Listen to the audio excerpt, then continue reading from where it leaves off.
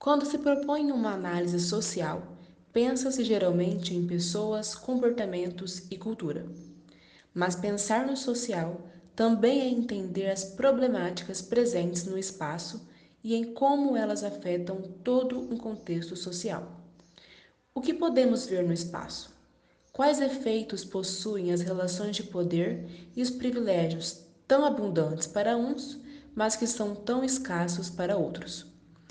É possível ver as consequências das decisões que muitas vezes se centralizam na mão de poucos, mas que afetam a grande maioria.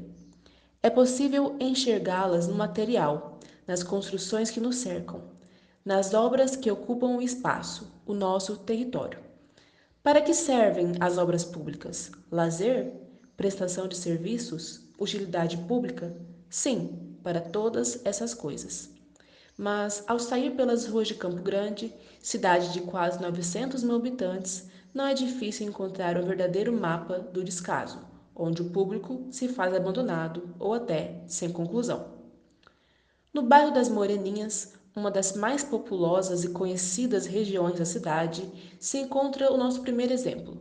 Um ponto de integração onde, no lugar de vários ônibus e um movimento intenso de pessoas, se encontra um cenário parado, tranquilo e que, sem dúvidas, poderia estar desempenhando um papel de maior utilidade para todos os moradores da região, que dependem do transporte público em sua vida diária.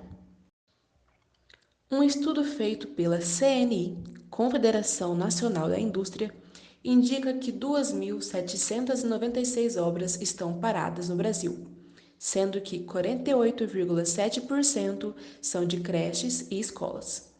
Em Campo Grande, o exemplo mais conhecido é o famoso Aquário do Pantanal, situado na principal avenida da cidade, Afonso Pena, e que traz o cenário de um dos cartões postais da cidade, o Parque das Nações Indígenas. É nesse cenário que se encontra o projeto que foi criado para ser o maior aquário de água doce do mundo. Inicialmente, se previa um investimento de 84 milhões de reais. No entanto, estima-se que já fora gasto aproximadamente 230 milhões. Na obra que começou em 2011, mas que hoje, em meio à burocracia e entraves jurídicos, continua parada. A riqueza natural do projeto é indiscutível. O aquário foi planejado para ter 24 tanques e 12.500 animais em mais de 260 espécies. Além de atração turística, o investimento, que tem como nome oficial Centro de Pesquisa e Reabilitação da Ictiofauna, envolve a proposta de centro de pesquisa, laboratório e biblioteca digital. Em 2016, denúncias foram realizadas e muito se falou sobre o que envolve a discussão acerca da obra, que atualmente, após gastos mais de 200% do valor inicial, mesmo com proposta de retomada da construção, parece longe de ter um desfecho. Do Pantanal é uma obra bastante importante para Campo Grande e para Mato Grosso do Sul. Na verdade, ela não é só um aquário, né? O aquário é apenas uma das facetas, né? Então tem um aquário, tem uma biblioteca, tem centro de visitação, centro de pesquisa e um centro de negócios que foi planejado para desenvolver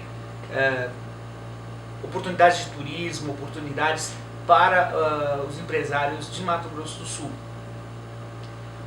O aquário, além disso, né, tem uma obra arquitetônica super bonita, né, então, que diferencia. É um aquário enorme, temos poucos aquários desse tamanho no mundo, e além disso, foi pensado esse aquário para que as pessoas que estão indo para os outros destinos turísticos de Mato Grosso do Sul ficassem um pouco mais em Campo Grande. Então o aquário seria essa atração para as pessoas ficarem aqui, né, ficarem mais tempo aqui e poderem gerar mais renda para o Campo Grandense. Obviamente a gente tem vários problemas associados. Nós temos o problema da quarentena dos peixes, né? Os peixes foram planejados para ficar lá durante 40 dias, eles estão 4 anos já lá. Também da parte de deteriorização do material que foi feito para apresentação, né? Então, vários cenários que foram feitos precisavam ter colocado água e não foram colocados. Então, isso se deteriorou. Então nós temos vários problemas aí também que vão gastar muito mais. Então, ou seja, nós estamos gastando muito com um aquário parado.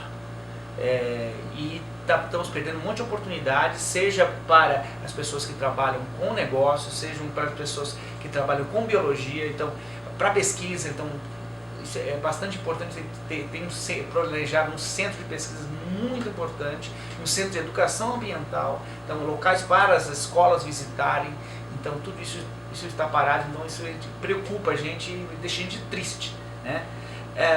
Eu entendo que assim, a gente tem que ter todo o zelo pelo patrimônio público, pelo dinheiro público, então, ou seja, se houve corrupção, as pessoas que fizeram isso precisam ser punidas, mas a gente não pode prejudicar o resto das outras pessoas, tudo que está acontecendo por causa disso. A mesma coisa se a corrupção acontecesse na construção de um hospital, né? A gente vai parar o hospital? Não. O aquário é a mesma coisa. Então a gente tem esse patrimônio para Mato Grosso do Sul que está parado, né? E a gente precisa investir para que a gente possa fazer muitas coisas lá dentro.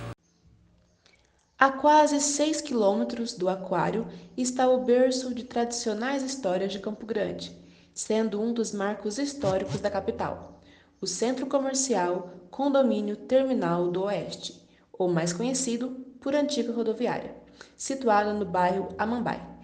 Inaugurada em 1976, a construção foi desativada há 10 anos, quando o novo terminal rodoviário foi aberto, na Avenida Guri Marques. Ao se observar o cenário, é difícil acreditar que um dia ele foi servido de ponte da capital, com comércios, lojas de discos e um cinema movimentado. Os corredores, que já estiveram cheios de passageiros, apressados rumo aos seus destinos, hoje recebem as reclamações dos comerciantes restantes, que relatam o baixo movimento e descaso com a construção. Hoje é possível ainda ver estúdios de tatuagem, brechós e lojas de roupas, mas o que une esses pontos é o anseio pela revitalização de onde se encontram. O prédio, de 30 mil metros quadrados e que possui 216 salas, vez ou outra é centro de discussões que prometem projetos de reforma. A área não pertence totalmente à prefeitura e, com isso, são discutidas parcerias em prol de uma solução para a construção. Assim como a maioria das obras, marcadas pelo abandono de medidas efetivas, a rodoviária segue sendo preocupação em meio à região, que em 2018 está sendo alvo justamente de projetos de revitalização e constantes obras, como é o caso da Avenida 14 de Julho. Interessante fato sobre a rodoviária é que encontramos o local citado em matérias como um dos pontos onde perambula o maior número de moradores de rua. Isso se dá pelo fato de o número de moradores de rua ter aumentado desde o ano passado. Para notar isso, não é necessário uma pesquisa a fundo. Basta andar pelo centro da cidade ou dar uma olhada no número de comentários sobre o assunto nas mídias. Durante a noite, prédios abandonados e instalações inacabadas se tornam um lugar para que possa se proteger e dormir durante a noite, sendo mais comum encontrar panos, roupas, caixas ou até colchões posicionados nesses lugares, dando uma nova função ao local. De fato, as obras podem não ter a atenção dos órgãos governamentais, mas inegavelmente existe um uso sendo aplicado a elas. Percorrendo uma curta distância partindo da rodoviária, chega-se à Avenida Ernesto Geisel, local onde se situa mais um exemplo, o Centro Municipal de Belas Artes, que já passou por várias utilizações extraoficiais durante os mais de 10 anos de abandono. Em uma visita, nota-se a organização de camas improvisadas, brinquedos e objetos reaproveitados dentro do espaço. Trata-se da mais complexa problemática de obras públicas paradas em Campo Grande. Inicialmente, a construção foi projetada para funcionar como rodoviária de Campo Grande. O período que envolve a obra chama a atenção. Ela começou a ser construída em 1993, ainda no mandato do governador Pedro Pedrocian. Com o passar dos seguintes mandatos políticos, a obra nunca foi concluída e o investimento fora sendo degradado com o passar do tempo. Apenas em 2009 surgiu o projeto de transformar o empreendimento em Centro de Belas Artes, com espaço para auditório e salas de espetáculos artísticos. Quanto aos números, eles também são expressivos. O investimento inicial foi de 10 milhões de reais, segundo dados fornecidos pela Secretaria Municipal da Infraestrutura e Serviços Públicos, a CISPEP. Já foram gastos 57 milhões de reais, ainda são previstos mais 16 milhões para a conclusão da obra. A partir dessa realocação do espaço, se mostra uma relação da cidade em volta. Bem diferente da de um centro cultural, criou-se a imagem de tudo que representa o descaso, tanto da grande estrutura deteriorando há cerca de 25 anos, quanto de seus novos habitantes. Desde que eu comecei no jornalismo, assim, a gente não tem uma editoria específica, né? Na televisão não tem uma editoria. Você é repórter de esporte, você é repórter de economia. Mas eu cobri muitas matérias políticas que envolviam essa questão das obras. E é um problema crônico, não só em Campo Grande, mas em outras cidades também, essa questão do político vir, iniciar uma obra, não concluir e deixar para a próxima administração. É uma transferência de problema. Quem é que sofre com isso? Quem sofre é a população. Por quê? São recursos públicos que começaram a ser investidos, não foi concluída a obra não traz o benefício que deveria trazer para a população e o dinheiro que foi investido, ele acaba se perdendo, porque há uma degradação da obra, há também a questão do vandalismo, que acaba roubando materiais dessas obras paradas. Então, a questão do jornalismo cobrir isso faz parte do nosso dia a dia, de cobrar o poder administrativo, que é o poder executivo, mas é uma pena. Eu vejo assim, como cidadã também, que é um dinheiro público que está sendo mal administrado e está sendo, no jargão da população, assim, está sendo jogado no ralo. Então, qual é o caminho que o jornalismo faz? É procurar sempre um especialista, um engenheiro, um arquiteto, são pessoas que estão envolvidas nesse universo, que sabem traduzir isso.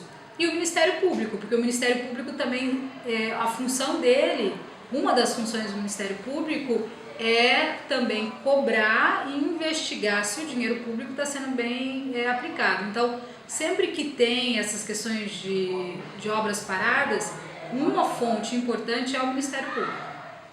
Tanto em relação às obras que eu já cobri, já fiz matéria sobre CEINFs parados, então o Ministério Público foi uma fonte importante, a própria comunidade ao entorno da obra são fontes, a questão do Centro de Belas Artes, que inicialmente era para ser uma rodoviária e acabou se dando-se outra destinação dela por conta do tempo que ela está parada, por conta de processos, porque o Ministério Público entendeu que ali não era o melhor lugar para ser uma rodoviária.